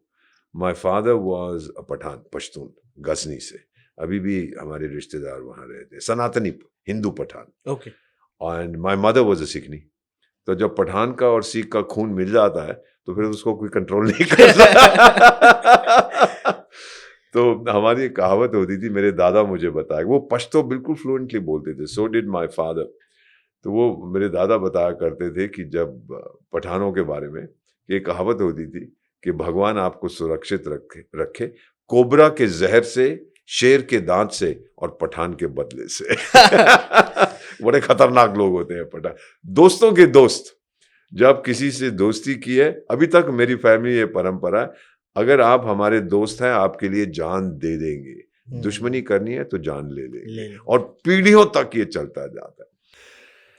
मैं इसमें एक चीज आपको, जाते वक्त करोड़ों लोग आपका प्रोग्राम देखें, सबको एक संदेश देना चाहता हूँ। पीएम साहब ने जब कहा था ना घर में घुस के मारेंगे, याद है? हमारा, उनके एक्चुअल वर्ड से हमारा सिद्धांत है मारेंगे घर में घुस के। पतन गुजरात में कहा था, मैं था वहां पर, मैं बड़ा कंफ्यूज था कि यार हमारा सिद्धांत तो था यहाँ चाटा मारो में दूसरा, ये कब से हुआ? फिर मैंने अपने गुरु से पूछा था, हम लोग सनातनी हैं, गुरु हम सबके होते हैं। मैं कहा गुरुदेव ये क्या बोल रहे थे, तो हमारा तो कुछ दूसरा ही था, ये हमारा कब से सिद्धांत बना? फिर उन्होंने कहा कि आपको रामायण की कहानी याद है? मैंने कहा हाँ। कहते उसमें भगवान श्री हनुमान ने क्या किया था? तो मैंने कहा लंका गए, सीता माँ को ढूंढना। कहते फिर? मैंने कहा फिर उसके महल को आग लगा दी। कहते 25,000 साल पहले घर में घुस के मारा था। तब मुझे समझ आया कि ये क्या बात है। देखिए, तब मुझे समझ आया कि पीएम साहब क्या कह रहे हैं, कि वाकई हमारी परंपरा है, घर में घुस के मारा था। Absolutely, very good. आपके साथ सर बात करके, कॉन्वर्सेशन करके, इट्स मतलब मुझे कितने घंटे हो गए? सुबह हो गई है कि नाश्ते का टाइम हो गया? I think it's more than 2 hours। 2 घंटे से ज्यादा बात कर रहे थे। अरे मत बुलाया करो मेरे को यार। बट वी आर लविंग, मेरा स्टॉप बटन दबा दिया करो कभी कभी। सो सर आपसे बात करके बहुत मजा आया, एंड बहुत इंसाइटफुल, एंड ये conversation I thought it's totally full of wisdom, and मैं चाहूँगा ये विजडम आप अगेन एंड अगेन हमारे पॉडकास्ट पे आके शेयर करो, because you have experience, you have knowledge, and मैं चाहता हूँ जो हिंदुस्तानी हैं उनको पता चलना चाहिए दैट हिस्ट्री में क्या है एंड प्रेजेंट में क्या चल रहा है। तो thank you for coming. Thank you for asking me. बस सब हिंदुस्तानियों में 3 चीजें ठान लीजिएगा: आत्मसम्मान, आत्मनिर्भरता और आत्मविश्वास। अपने आप पे विश्वास करो, कोई आपके सामने नहीं टिकेगा। Right, absolutely. Self confidence. Self confidence the key. Thank you, thank you thank very you for much. Joining. आपने बुलाया, अब दोबारा जरूर बुलाना, वादा नहीं निभाना। नहीं नहीं सर, मैं तो आपको मैं तो तैयार हूँ अभी भी। नहीं तो मैं भूख हड़ताल कर दूंगा यहाँ आके। Thank you very much. I Thank you. enjoyed this conversation. Thank you. Thanks a lot sir. So I hope आपको ये पॉडकास्ट में बहुत मजा आया होगा। कुछ इंटरेस्टिंग फैक्ट, इंटरेस्टिंग इंफॉर्मेशन आपको सुनने को मिली होगी, कुछ इतिहास के बारे में भी समझ में आया होगा। कुछ ऐसी बातें इस पॉडकास्ट में जरूर हुई जो मैंने भी नहीं सुनी थी, जिनके बारे में मुझे भी नहीं पता था। सो इस पॉडकास्ट में आपको क्या अच्छा लगा मुझे कमेंट करके जरूर बताना। और अगर आपको लगता है इस पॉडकास्ट को देखने के बाद आपको क्लैरिटी मिली है सिचुएशन के ऊपर, जियोपॉलिटिकल इश्यूज के ऊपर अगर आपको क्लैरिटी मिली है, तो इस पॉडकास्ट को उस दोस्त के साथ जरूर शेयर कर देना जिस भारतीय तक ये मैसेज पहुंचना चाहिए, क्योंकि क्लैरिटी होना इंपॉर्टेंट है। इस पॉडकास्ट को बनाने का सिर्फ एक ही मकसद था, जो सेंसेशनल बड़ी न्यूज़ें चल रही हैं पूरी दुनिया में कि ये हुआ, ऐसा हुआ, एक्चुअली कोई एविडेंस नहीं है उन चीज़ों के, हर चीज़ का एविडेंस है उनके पास नहीं है। तो मैं चाहूँगा कि आप क्लैरिटी की तरफ आगे बढ़ें, आप ज़्यादा से ज़्यादा इन्फॉर्मेशन गैदर करें एंड चीज़ों को समझें। अगर आपको चीज़ों की शुरुआत पता होगी तो अंत में क्या हो रहा है तो आपको पता, आप क्लैरिफाई कर पाओगे। तो अगर आपको इस पॉडकास्ट से क्लैरिटी मिली है तो प्लीज़ चैनल को सब्सक्राइब करें एंड इसको शेयर करें। मैं मिलता हूं किसी अगले एंगेजिंग एपिसोड में एक नए गेस्ट के साथ, एक नए खूबसूरत टॉपिक पे। तब तक बने रहिए मेरे पॉडकास्ट पे। You are watching the Prateek show. जय हिंद, वंदे मातरम।